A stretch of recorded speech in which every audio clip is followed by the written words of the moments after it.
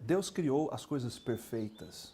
Deus criou tempo para noite, para dia. Vamos pensar no mundo perfeito. Deus criou hora de trabalhar, de descansar. Deus deu momento para a família, momento para a natureza. Deus, lá na origem de todas as coisas, Deus fez harmonia.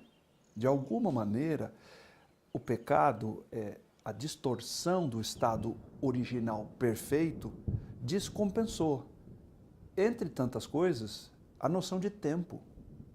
Descompensou a necessidade com sua satisfação. Parece que criou uma desordem. Eu creio que esse estado de pressa tem que ver com um efeito de desajuste, mas também tem que ver com algum tipo de vazio existencial. A pressa é um fenômeno, hoje eu diria, violento também. A gente até não consegue perceber que ele é tão violento e por isso ele é muito mais violento. É como um inimigo que você não prevê. Esse tipo de efeito desse desajuste que a gente está falando, ele tem uma característica de violência acentuada porque ela é uma violência invisível. Ela destrói sem que a gente tenha consciência do efeito ou da existência dessa destruição. Os estudiosos, eles perceberam que a questão do tempo, o domínio dele e o efeito dele era algo presente, importante e de muito impacto nas pessoas e na sociedade.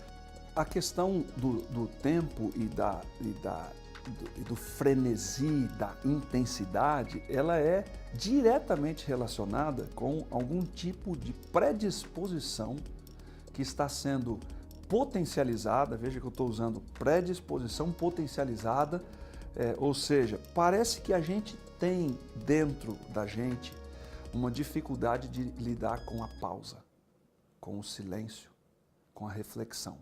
Parece que as pessoas não conseguem conviver bem com esse estado de pausa. E por conta disso, você vê cada vez mais frequente atividades para preencher o tempo todo. Nesse contexto de pausa, reflexão, de trabalho e descanso, de ouvir e de refletir. Vamos olhar para o sábado. Notemos que o sábado ele é anterior à queda. E eu mencionei já nessa conversa que eu relaciono essa ansiedade, etc., com desordem, com alteração do fluxo das coisas, com a incapacidade da espera, etc. Mas observemos que o sábado é anterior a tudo isso. O sábado ele foi constituído num ambiente perfeito. E se ele é relevante, ou era relevante, para um ambiente perfeito, a dedução é óbvia, muito mais para o ambiente imperfeito, desajustado. Deus criou o sábado. O que é que isso me diz? Que o sábado ou que o descanso não é somente um aspecto ligado ao recarregar bateria, ao pôr ordem nessa questão do cansaço. Tem que ver com organizar a mente. Deus fez nós, os seres humanos, num conjunto de um corpo, de um intelecto e de um espírito. Essa questão do tempo e a disfunção, o desajuste que ele adquiriu, resultado do desajuste do mundo, da criação perfeita, que passou a ser imperfeita, está ligado com esses três aspectos. Mas eu diria que especialmente com o corpo e com o espírito. Quando você vê o efeito da pressa, do império do imediato, ele tem que ver com transtorno obsessivo, ele tem que ver com ansiedade, ele tem que ver com estresse, ele tem que ver com perda de memória, ele afeta diretamente o corpo. Não adianta eu querer enfrentar essa condição da criação de Deus. Mas se eu enfrento, a minha energia baixa, a minha memória cai. O que eu faço? Eu artificializo, eu ponho o energético. E nós transformamos os energéticos nas bebidas mais vendidas no mundo. Então, quando a gente tem hoje um comprometimento disso sobre a mente, você perde capacidade de receber de Deus. Perde essa capacidade de desfrutar aquilo que Deus oferece. E o que é que a gente perde? Vamos pensar nisso para a gente concluir. O que é que nós estamos perdendo? Veja, a Bíblia diz que a companhia de Jesus era a melhor de todas as coisas.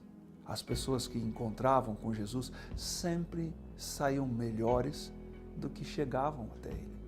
Esse Jesus que encarnou e viveu há 2000 anos atrás, Ele continua à nossa disposição, desejoso por estar conosco, desejoso por levar até nós a mesma influência.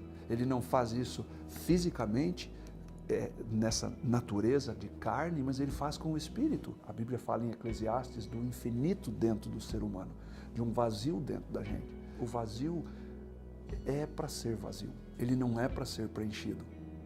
O vazio é um espaço preservado somente para uma pessoa, para o Criador. Então, é necessário a gente entender a lógica humana. Tempo, ele é feito de pausa. Tempo é feito de trabalhar e refletir, de falar e de ouvir, de perguntar e ouvir resposta. Então, eu acho que é bom a gente refletir sobre isso, porque é assim que a gente é. Foi assim que Deus nos fez. E mesmo com a desordem, eu digo queda, pecado, natureza humana, mundo pós-Éden, ainda assim Deus deu soluções. Ele foi compassivo, Ele enviou Jesus, Ele enviou o Espírito, e isso pode acontecer com a gente hoje. Soluções hoje.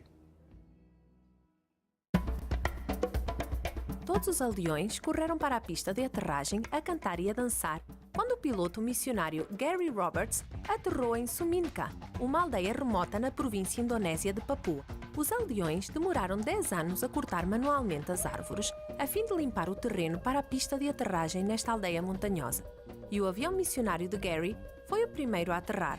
Foi um grande acontecimento. Quando Gary saiu do avião, a multidão ficou em silêncio. Pararam de cantar e dançar.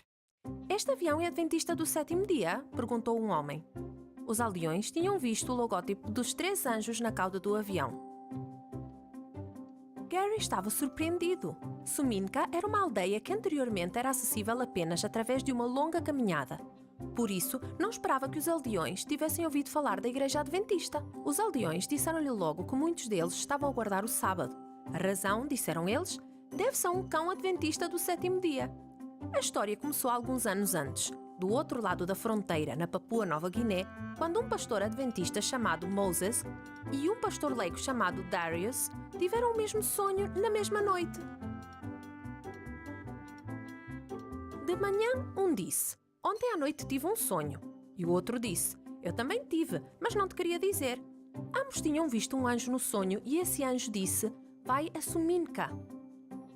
Uns dias mais tarde, os 2 homens começaram a caminhada de 3 dias até Suminka. Ao chegar à aldeia, anunciaram que se iriam realizar reuniões evangelísticas todas as noites durante uma semana sob uma árvore do outro lado da aldeia. Mas no dia da primeira reunião, o pastor Moses ficou doente com malária. Ele estava muito doente e os aldeões disseram que ele iria morrer. "Mas se ele melhorar, então vamos ouvi-lo na reunião", disseram eles. Durante todo o dia, o pastor Moses esteve doente, mas às 5 da tarde, de repente, começou a sentir-se melhor. Tomou banho e pregou. Mais tarde, ficou novamente doente. Isso aconteceu durante toda a semana. Ele estava doente até às 5 da tarde, recuperava, tomava um banho e pregava. Depois voltava novamente à cama. Nas reuniões falou às pessoas acerca do sábado e advertiu-as em relação às carnes impuras, como é o caso do porco. Os porcos selvagens são um prato muito popular nas montanhas da Papua. Quando a semana terminou, o pastor Moses fez um apelo, mas ninguém foi à frente. O pastor Moses e Darius voltaram a casa profundamente desapontados. Não percebiam porque tinham tido o sonho sem quaisquer resultados. De volta a Suminka, a vida voltou ao normal, até que chegou o sábado de manhã. O melhor cão de caça da aldeia, o Dolby, levantou-se e percorreu o trilho. O seu dono e os outros aldeões pensaram que ele estava a procurar algo e por isso seguiram-no. Dolby foi até a árvore onde o missionário tinha pregado e sentou-se. Os aldeões pensaram que aquilo era estranho. No sábado seguinte, Dolby fez a mesma coisa. Levantou-se, caminhou até à árvore e sentou-se, e recusou-se a caçar aos sábados. Os aldeões repararam que o Dolby também tinha deixado de comer carne de porco. Recusava-se a caçar porcos selvagens e outros animais impuros. O Dolby tornou-se adventista do 7º dia, disse um dos aldeões. Se ele guarda o sábado, nós também o deveríamos fazer, disse outro. Muitos aldeões começaram a guardar o sábado e deixaram de comer alimentos impuros. Gary, o piloto missionário, ficou entusiasmado quando ouviu a história e mais tarde ligou ao pastor Moses. O pastor estava a alguma distância de Suminka, por isso contactou Darius e disse-lhe que fizesse planos para passar um ano na aldeia a ensinar as pessoas sobre as verdades bíblicas. Atualmente, quase metade da aldeia, de cerca de 200 adultos e crianças, fazem o culto ao sábado e 21 pessoas já se batizaram. Dolby continua a não comer alimentos impuros. Os aldeões dizem que ele é um cão muito saudável.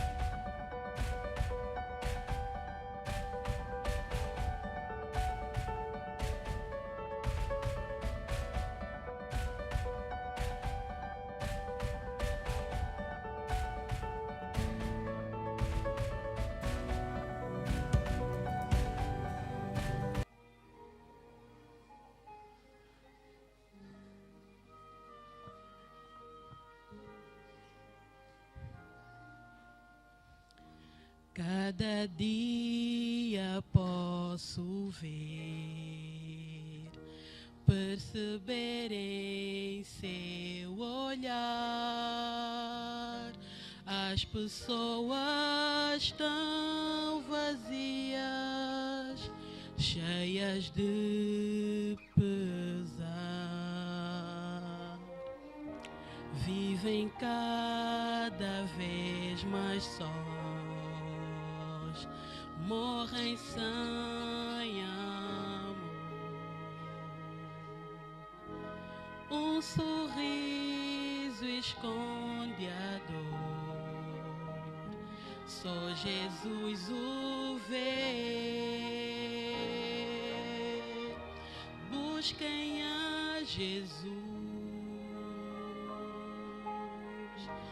busquem a Jesus.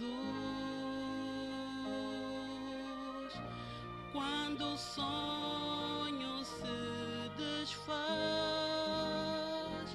Ele dá sua paz. Busquem a Jesus, busquem a Jesus.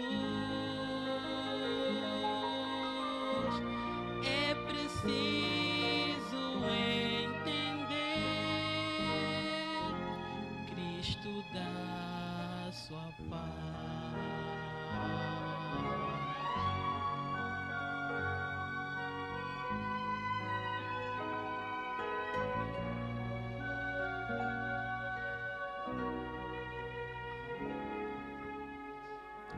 Sua luz Jesus me dá, Ele espera que eu vá ajudar a quem quiser nova vida encontrar,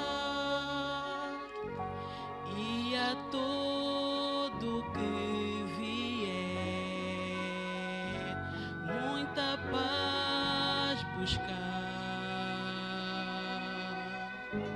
Novo sol irá brilhar, trevas nunca mais. Busquem a Jesus,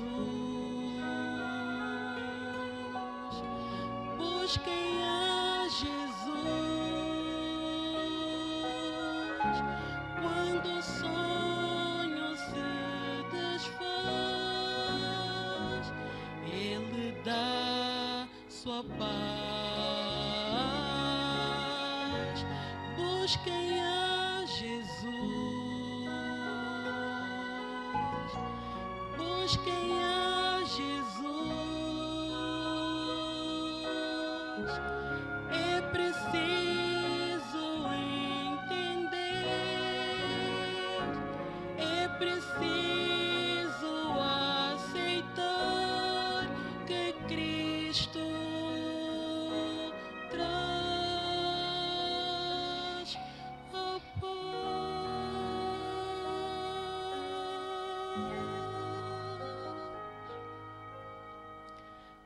Cristo traz a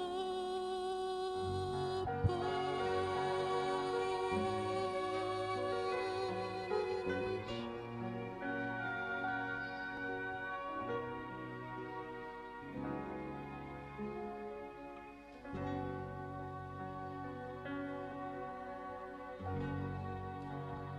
Amém.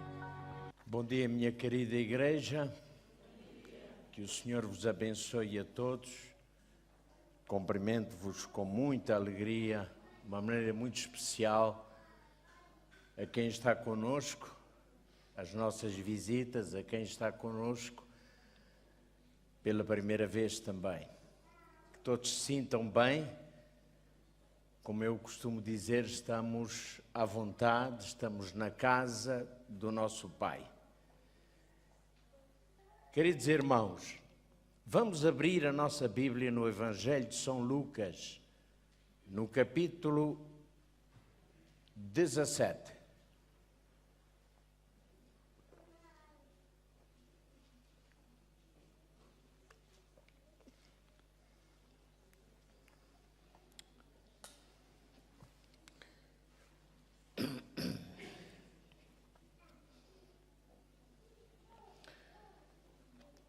Então, Lucas, capítulo 17.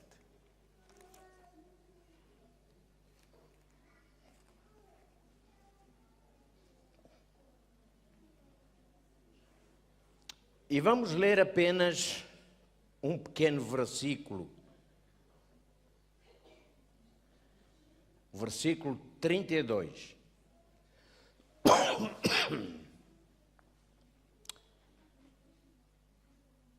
Assim diz Jesus, ou assim dizia Jesus: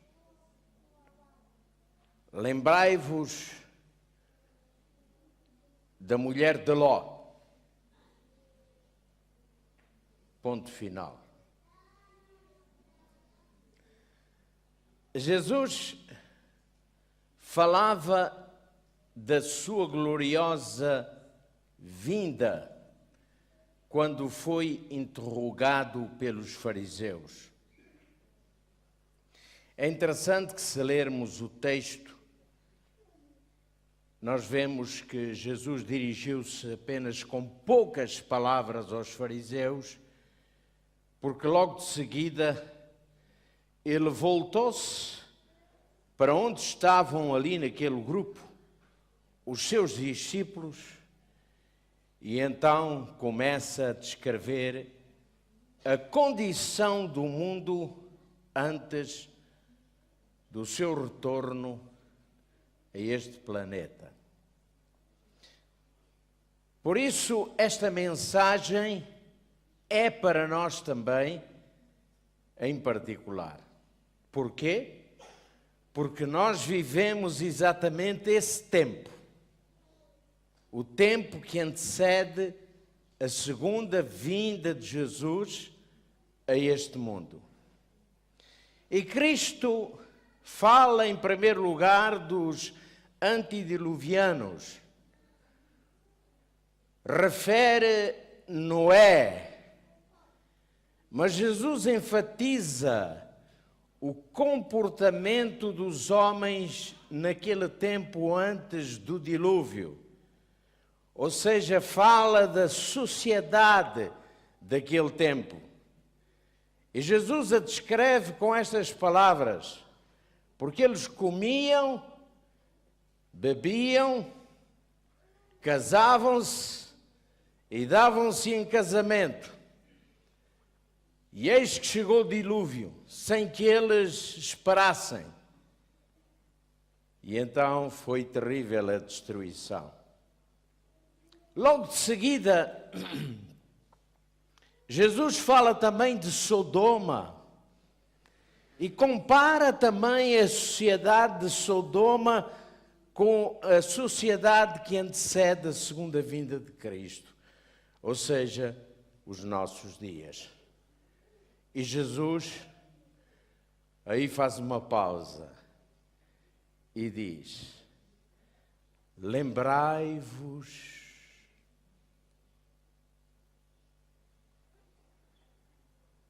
Quando Jesus diz, lembrai-vos, o que é que Jesus quer dizer? Sabem, quando aparece na Bíblia esta palavra, lembra-te, ou lembrai-vos, é quase sempre para fazer referência a algo que é muito importante e que convém não esquecer. Por exemplo, o Senhor diz em sua palavra, lembra-te do teu Criador nos dias da tua mocidade. Ou seja, Jesus está a dizer aos jovens, olha, agora enquanto és moço, na tua mocidade, na tua juventude, é preciso que te lembres do teu Criador. Porquê? Porque esse tempo passará depressa. Logo, logo, a mocidade e a juventude se vai. E então vêm dias difíceis. Por isso é agora que tens que te lembrar do teu Criador. Há muitas pessoas que costumam guardar sempre para depois.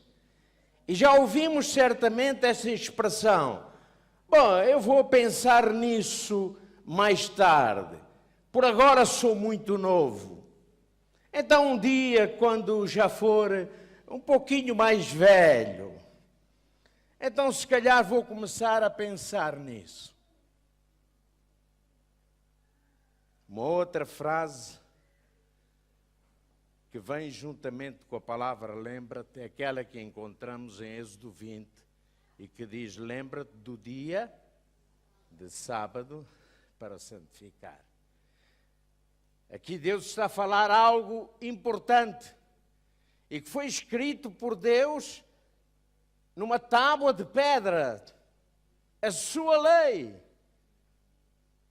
E porque Deus sabia que o homem se havia de esquecer, então Deus não se esqueceu de escrever ali: lembra-te. Mas por que lembrar do dia de sábado? Porque é o dia que assinala a criação. Quando Deus manifesta todo o seu poder absoluto, o seu poder criativo, para trazer à existência todas as coisas. Mas também este mandamento está relacionado com a salvação, com o sacrifício de Cristo, com o repouso de Cristo na tumba após a sua morte. Um outro texto que encontramos no livro do profeta Isaías, mais propriamente no capítulo 46 e versículo 9, diz assim: lembrai-vos das coisas passadas, desde a antiguidade, que eu sou Deus, e não há outro Deus, e não há outro semelhante a mim. Olhem o que é que o Senhor está a dizer aqui. Lembrai-vos das coisas passadas, de como eu agi na vida dos meus filhos, de como eu vos conduzi por aquele deserto, de como eu tantas vezes segurei a vossa mão débil. Lembrai-vos que eu sou Deus. Lembrai-vos que não existe outro Deus.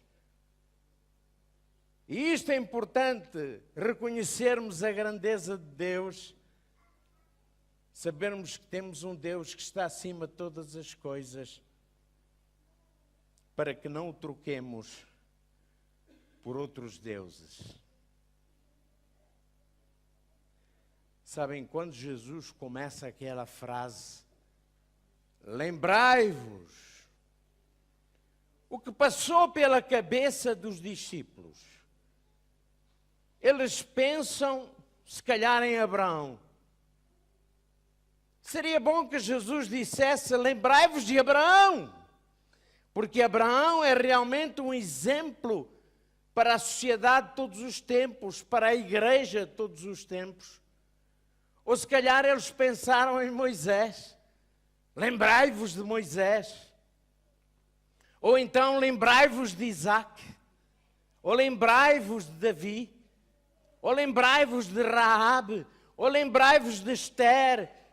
Ou lembrai-vos de Rute. Ou lembrai-vos de Elias, de Josué.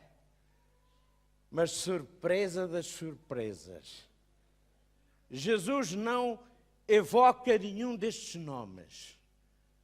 Jesus surpreende os seus discípulos dizendo: lembrai-vos da mulher de Ló. Imaginem só a surpresa. Lembrar da mulher de Ló? Mas espera aí, qual foi o passado dessa mulher? Que exemplo é que ela deixou? Qual foi a sua índole, o seu caráter? Que experiência edificante ela trouxe?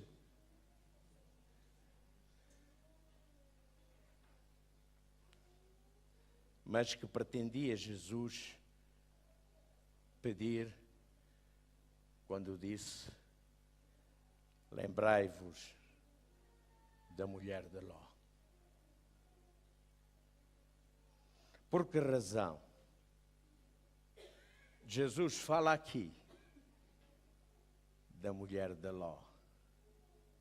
Sabem, a resposta vamos encontrar logo a seguir na frase proferida por Jesus, no versículo 33. Vamos ler.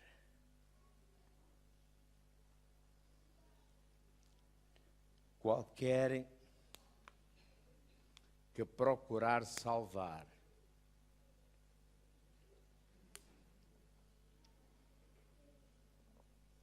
a sua vida, perdê-la. E qualquer que a perder, salvá-la. Parece estranho, não parece? Nós lemos e relemos este texto e por vezes ficamos assim, mas espera lá, o quê? Eu não entendi bem. Jesus está aqui a dizer, olha, se eu procurar salvar a minha vida, vou perdê-la. Mas se eu perder a minha vida, vou salvá-la. Que sentido tem isto? Oh, Senhor, explica-me o que é que isto quer dizer.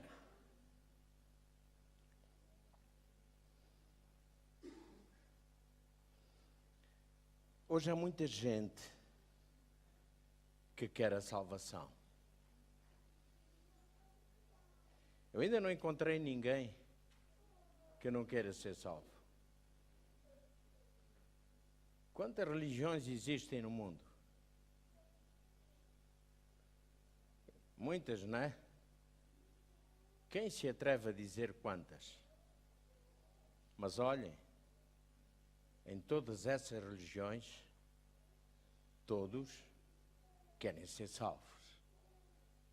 É verdade ou não? É verdade. Todos querem ser salvos. Mas o problema, sabem qual é? O problema não é querer ser salvo, porque todos querem ser salvos. O problema não é querer ser salvo. O problema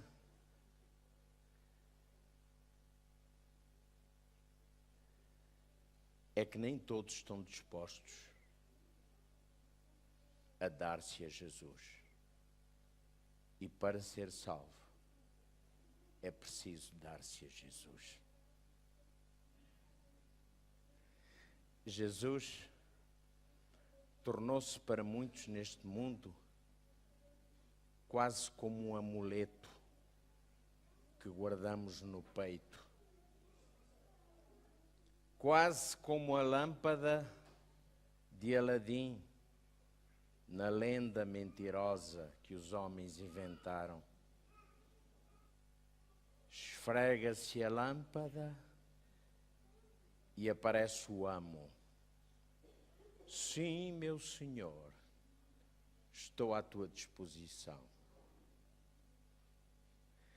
Para muitos, é apenas e somente isso. Jesus tornou-se um recurso que eu posso usar em qualquer situação.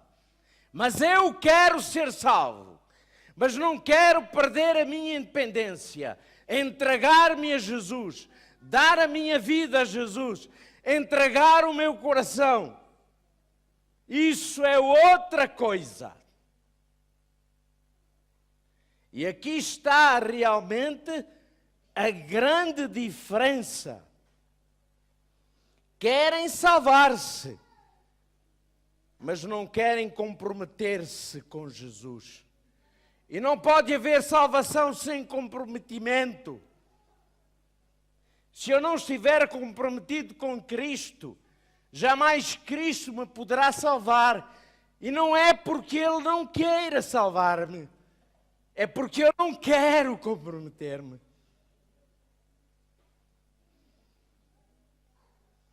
Olha o que diz o texto do Evangelho de Mateus, capítulo 19, versículos 29 e 30. Olhem o que diz ali. O que é que Jesus diz ali? E todo aquele que tiver deixado casas, ou irmãos, ou irmãs, ou pai, ou mãe, ou mulher, ou filhos, ou terras, por amor do meu nome, receberá 100 vezes tanto e herdará a vida eterna. Porém, muitos primeiros serão os derradeiros, e muitos derradeiros serão os primeiros. Percebemos, não é verdade? Qualquer que abdicar disto, salvar-se-á. É isso que Jesus quer dizer. Se tu perderes a tua vida, vais salvá-la. Porquê?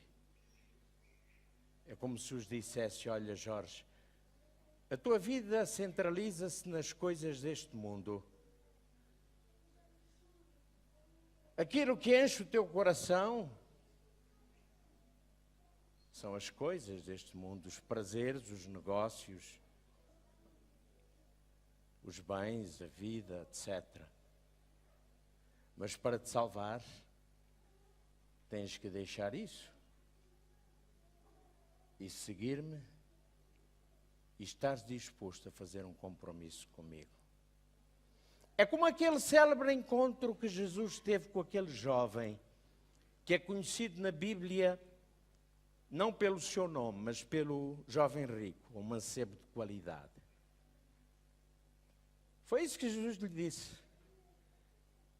Olha, vende tudo o que tens, dá aos pobres, vem e segue-me. Mas o que o jovem fez, o que é que foi?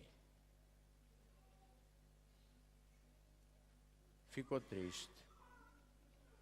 E ficou triste por quê? Porque achou que dar tudo é demasiado. E Jesus hoje nos quer dizer que se eu não der tudo, eu estou perdido. Mas a escolha é minha. Irmãos, qual foi o problema da mulher de Ló? Por que é que ela se perdeu? Por que é que ela se transformou numa estátua de sal? E nós dizemos, ela olhou para trás, pastor. E o que é que significa isto? Lá em Sodoma estava o seu coração. Ela fugia porque era levada pelo anjo. Mas ela continuava a amar Sodoma e as coisas que ali existiam. E o nosso Jesus, na sua misericórdia, diz: não ameis o quê? O mundo e as coisas que nele há. Exatamente isso. Esta foi a razão. Hoje, a maioria da sociedade cristã vive um cristianismo materializado. Alguém dirá: mas pastor, espere lá, isso não me serve, porque eu não amo as coisas terrenas. Eu digo amém, mas também digo, o problema é bem diferente. Pode alguém, de facto, não amar as coisas terrenas, mas a sua vida pode evidenciar o desprezo ou a falta de apego pelas coisas de Deus. Quero dizer com isto que não basta não amar as coisas terrenas, mas que é preciso apegarmos-nos a Deus e a Jesus. A história de Ló, quando é que ela começa? A história de Ló começa com uma discussão, com um desentendimento. Entre quem? Entre Ló e Abraão. Isto está lá relatado no livro de Gênesis, no capítulo 13 e 14. Eles desentenderam-se por quê? Por causa da terra, por causa da água, por causa dos rebanhos. E o que era isto? Eram coisas terrenas. Ló era sobrinho de Abraão e era filho do irmão mais novo de Abraão, chamado Arão ou Arão. E Abraão não estava disposto a levar muito por diante aquela discussão ou aquele desentendimento. E embora ele fosse o tio, e por isso gozaria de um certo estatuto diante do seu pequeno sobrinho, chamemos-lhe assim, Abraão, na sua benevolência, ele propõe uma solução pacífica e diz para Ló: a terra está toda diante de ti. Escolhe. Se tu fores para ali, eu vou para ali. Se tu escolheres ir para norte, eu vou para sul. Se tu fores para a direita, eu vou para a esquerda. Escolhe. E Ló não disse assim a Abraão: não, meu tio, quem tem o direito de escolher primeiro és tu. Não. Ele olhou lá para as campinas de Sodoma, de Gomorra. Ele viu aqueles pastos verdejantes. E ele disse: é para lá que eu quero ir.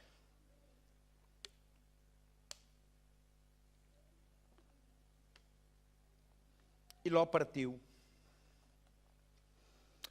Ele teve como seu tutor seu tio Abraão, um homem de Deus, um homem que diante da grande provação não hesitou em oferecer o seu filho, porque o Senhor o pedia. Um homem que era capaz de ir até às últimas consequências pelo amor que tinha ao Senhor. Um homem obediente a Deus, um homem temente a Deus, um homem de um caráter impoluto. E Ló não teve, pois, um professor qualquer. Ló teve o melhor professor que existia naquele tempo sobre a face da terra, chamado o pai da fé, Abraão. E Ló foi educado nos caminhos do Senhor. Ló e sua família tinham tudo para ser uma influência positiva em Sodoma. Imagine se pela pregação de Ló, pela ação de Ló, das suas filhas e da sua esposa, Sodoma toda se convertesse. Nós não teríamos aquela história ali. Nós não teríamos Jesus dizendo: lembra-te da mulher de Ló. mas nós teríamos uma história completamente diferente. Talvez semelhante àquela de Jonas em Nínive, porque ali todos se converteram, até o rei se converteu. Mas o que é que aconteceu? Ló, sua mulher, suas filhas foram influenciadas pelos habitantes de Sodoma. Eles que deviam influenciar, foram influenciados. Tornam-se mornos. Praticavam um culto desprovido de fé, sem poder da verdade. Foram pouco a pouco sendo engolidos pelos costumes e hábitos dos sodomitas e começaram a realizar as mesmas práticas e a adotar os mesmos costumes que os sodomitas tinham e acabaram por ficar semelhantes a eles. A saída de Ló e sua família de Sodoma não foi pacífica. Foi preciso que o Senhor, na sua infinita misericórdia, chamasse anjos e dissesse aos anjos: tira-os dali pela força, porque senão todos teriam perecido em Sodoma.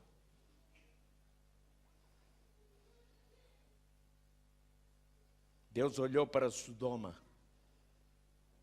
e enojou-se deles. Tal como o Senhor diz em Apocalipse: vomitar-te-ei da minha boca. Hoje no mundo existe uma nova religião. Não têm uma igreja própria, porque estão dentro das igrejas que já existem. Eu chamaria essa nova religião, que nem sequer nome tem, mas eu chamaria da igreja do tanto faz, como tanto fez. Não importa. Quais são as características? Falta de comprometimento com Jesus, falta do poder de Deus, está-se confortável, de nada tenho falta. O compromisso é comigo mesmo. Qual é o desafio que Cristo deixou à igreja? Pouco antes de partir, Jesus disse: ide. Eu não sei porque é que muitas pessoas desprezam o ide. Eu não sei. Vai, anuncia, diz aos outros, fala de Jesus, da salvação. Sabem, um dia, duas pessoas vieram ter comigo, dois irmãos vieram ter comigo, e disseram-me assim: pastor, sabe, essa história de pregar o Evangelho, de ir, de fazer trabalho missionário, isso é para si, pastor. Porque o pastor é pago para isso. Eu não sou pago para isso. Eu disse: está bem, irmão. Mas então deixe-me eu perguntar.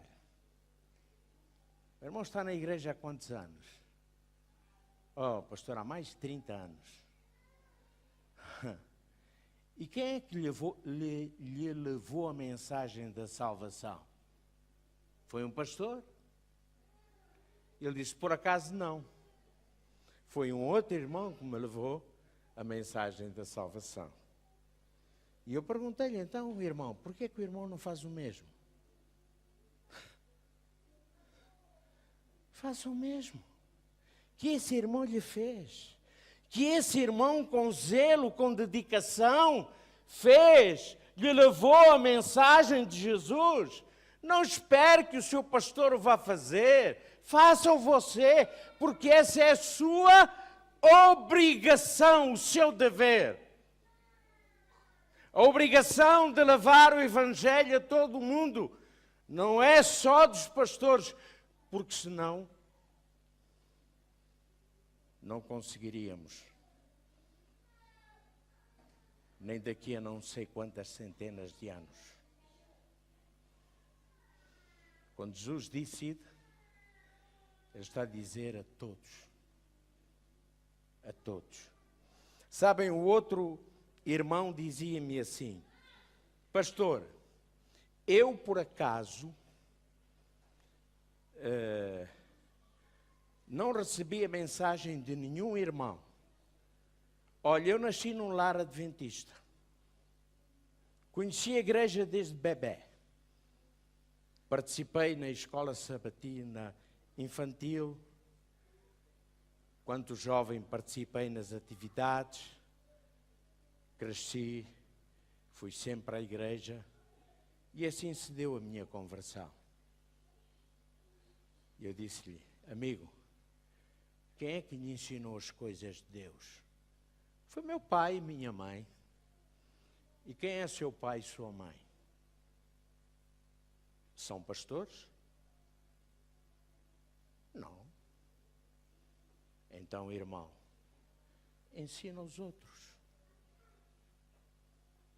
Eu reconheço que o pastor, mais do que ninguém na igreja, tem uma obrigação solene. E também reconheço que serão eles os primeiros a ter que dar contas a Deus.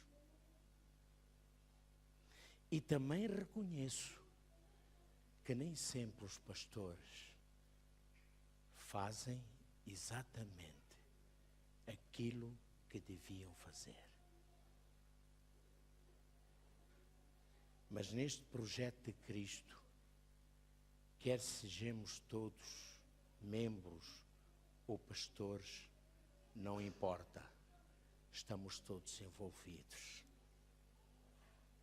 O compromisso é para todos. Eu estou a terminar.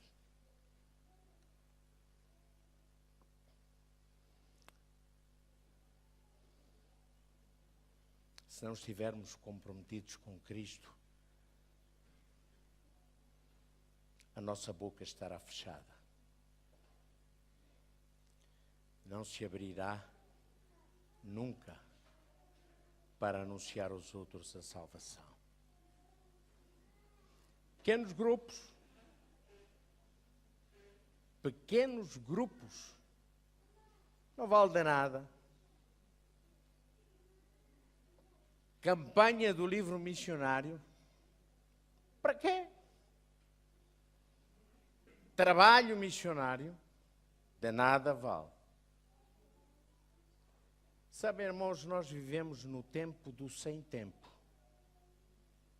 É que estamos demasiadamente ocupados, demasiadamente comprometidos. Compromissos com a família, com o trabalho, com os amigos. É justo que sim, que cada um se possa comprometer com isso. Compromissos e mais compromissos. Comprometer-se com o chamado para ir e anunciar Jesus ao mundo.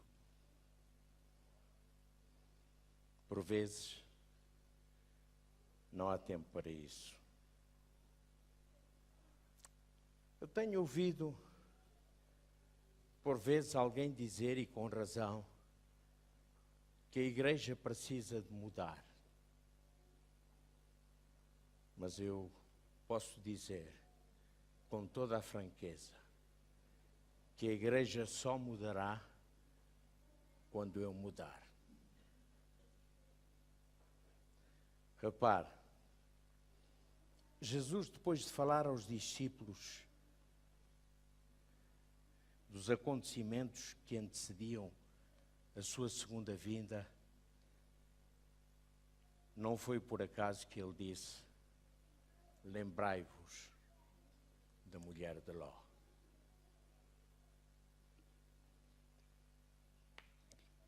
Pensemos na razão dessa frase solta e muito breve que Jesus evoca.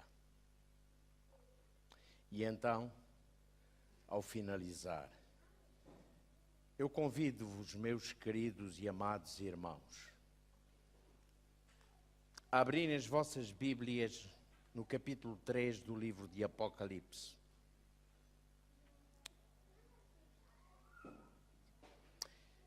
E vamos, se calhar não é preciso ler, nós conhecemos o texto, mas eu apenas vou refletir sobre isto convosco.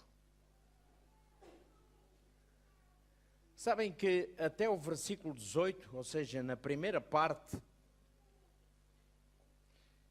e aqui Jesus dirige-se à igreja, à sua igreja de hoje, a igreja de Laodiceia, as coisas são muito negativas. Ele começa por dizer: olha, eu conheço as tuas obras, tu nem és frio nem és quente, eu vou vomitar-te da minha boca. Todas essas coisas que são indesejáveis e que nós não gostamos de ouvir. E depois ele continua ainda enfatizando: tu dizes que és rico, que estás enriquecido e que de nada tens falta, mas afinal tu és um desgraçado, és um pobre, és um cego, és um nu. E nós não gostamos. E depois fica aqui pelo meio um conselho: olha, sabes uma coisa? Queres mesmo saber uma coisa? Olha, o que tu precisas é de ouro provado no fogo, é de colírio para os teus olhos, para que tu vejas, é de roupas brancas para te vestires, para que não apareça a vergonha da tua nudez. E esta mensagem é dura, muito dura, mas vem da parte do Senhor. Eu vou ser sincero com os irmãos, eu gosto mais da última parte, a partir do versículo 19. E Jesus então olha para a sua igreja, esta igreja fraca e defeituosa, como é? E ele diz: sabes, eu repreendo e castigo a todos quanto amo. Eu somente quero uma coisa: ser zeloso e arrepende-te. E depois Jesus continua e diz: a porta não está fechada. Ou melhor, a porta está fechada. Mas eu estou à porta e bato. E se tu abrires a porta, então sabes o que é que eu vou fazer? Eu vou entrar. Eu vou sentar-me à mesa contigo. Eu vou cear contigo. E tu vais cear comigo. O que é que Jesus está aqui a dizer? O que eu preciso, o que eu quero, é de ter companheirismo contigo, que tu tenhas companheirismo comigo, que tu possas ter uma relação de intimidade comigo. E finalmente, Jesus fala de vitória. Porque, irmãos, porque esta igreja a qual eu pertenço e a qual vós pertenceis será uma igreja vitoriosa. E por isso o Senhor diz aqui: ao que vencer. É provável que não todos sejam vencedores, mas haverá vencedores. Haverá sim. E nós queremos estar desse lado. E o Senhor diz então, ao que vencer, ou ao vencedor, lhe concederei que se assente comigo aonde? No meu trono. No meu trono. Assim como eu venci e me assentei no trono de meu Pai. Sabem como é que termina esta mensagem de Jesus? Está lá no versículo 22. Quem tem ouvidos, ouça o que o Espírito diz às igrejas.